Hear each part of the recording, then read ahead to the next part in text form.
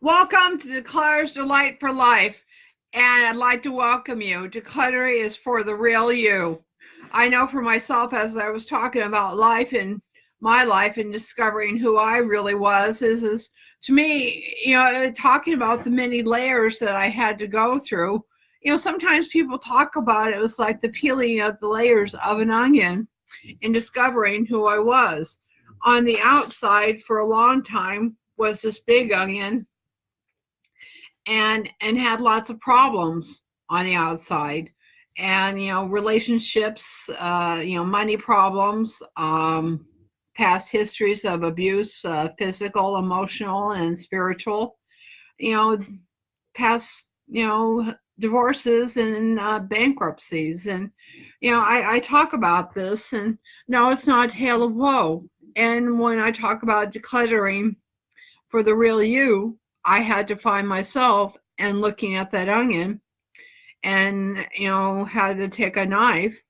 And I know it sounds a little painful, but the positive thing about doing that is that when you undo that layer, you have a sweet onion, and you have this onion that's really clean, and you can get through, and you find, what, it's really pretty if we look at, because we've cut away all the bad stuff. And then as you go more and more and more, you find that a certain amount of beauty comes out.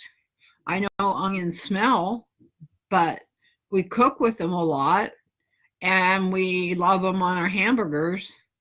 I know I like a hamburger once in a while, but my point in all that is that they're very versatile. And when you get to the point of all of it, is that when the real you of it is that when you decide to peel your own onion, you really begin to discover the real you.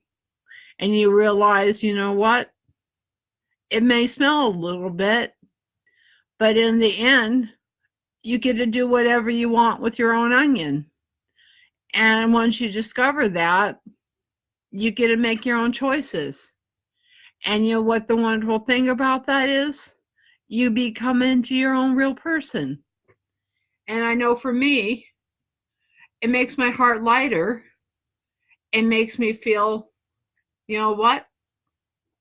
I can do anything I want if I put my mind to it. It's what goes on between these two ears, or what goes on in my spirit,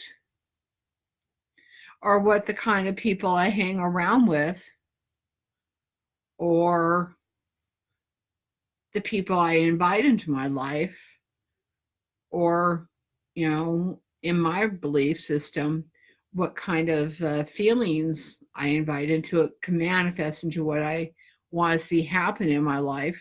Yeah, feelings play a big part in a lot of things in our life, because feelings are a good gauge of, how things are going on in our life. And when you look at the real you have to really think, do we feel, or do we live in our head? I know for a long time I lived in my head, and I didn't like it. I had to clean it out, and I had to make it a very comfortable space. Actually, if I could describe my comfortable space, it's kind of my special place. It's kind of like a house, and inside the house, it has a bunch of pillows, and it overlooks a mountain with a lake. And just right over here is a picture of an ocean. And in there is my special place. It's in here, but it's my place of tranquility. I get to go. And in my belief system, there's a place I go where a tree of wisdom, and I talk with the tree of wisdom and gives me feedback on my life. And in a sense, it's my own internal wisdom talking back to me saying, Andrea, this is the real you coming back at you and letting you know this is what we think, and this is what we feel. And if we go back to that analogy of the onion, it's like we truly are at our core. And the core being is hard to define. How do we define it? Some people say it's in our heads. Some people say it's in our hearts.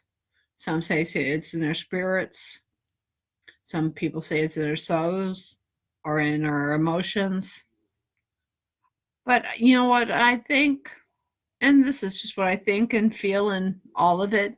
I think it's all of it because we're not in bits and pieces and parts. Because at one time I was in bits and pieces and parts, but I'm not in bits and pieces and parts. I'm one. I'm one person.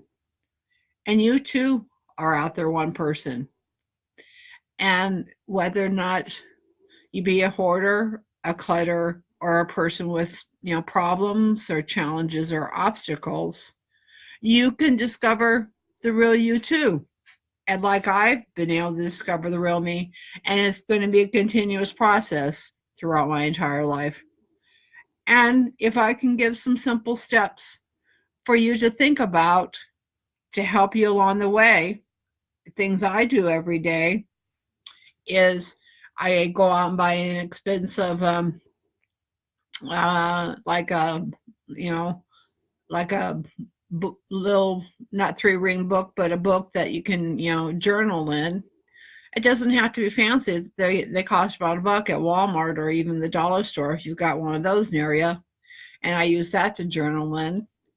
And in that, I write, how I feel and, what's going on in my life and ideas or everything and or anything going on. And it gives me the things to reflect on.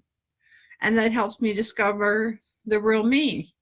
Or I have important people in my life that I can reflect on, that I can really trust, that will give me the real feedback in a kind and compassionate and loving way. And not, feel like I'm being criticized or I feel like something's at war in my soul with it. And something else I look at is I do that helps me find the real me is I have a list I go to if I have some issues and I need to do something to distract myself. I call it a 911 list. And it's a list of things I have as options if I feel like I'm, in a sense, feel like I'm in crisis in my life. It's a way to settle myself down and recenter myself. And I find one of the best ways to recenter myself is, for me, is through meditation, which helps make my mind much better. It even helps my physical symptoms of things I deal with and my stress levels and such. And if I could say one more thing is, sit down and write, what do you want to see happen in your life? Maybe write goals. That's a really big thing to becoming who you really are is figuring out what goals you want to have in your life. And then, and then another page is write about what kind of feelings are you having about different things in your life, different areas in your life. Just write a page on each. Just write your feelings. And then maybe with all that can help you in some way. And I know for me, I've done those things in the past, and there's some things I do every day, especially with the meditation and the journaling. And I talk to somebody I trust every morning. In fact, I turn my food over every day because I'm a compulsive overeater. And no, I don't define my whole life as a compulsive overeater. It is a part of me. And I'd like to tell you guys out there that for the real you, we are all multifaceted in many different ways because they're all part of the real you. We all have little children in us. We all have little, maybe things we enjoy or groups we are with because we're not who we are is who we are in our hearts, our minds, our souls, our bodies, and how we see ourselves in the reflection in the mirror as I look back at myself in Facebook Live right now. And I think for me, one of the most wonderful things is for you guys to discover for yourselves the declutter about the real you. And you know what? And yeah, I said, you know what? That we have a pathway of recovery that's going to be coming out in about 3 to 4 weeks, and it will be available. And I'll let you guys know about it.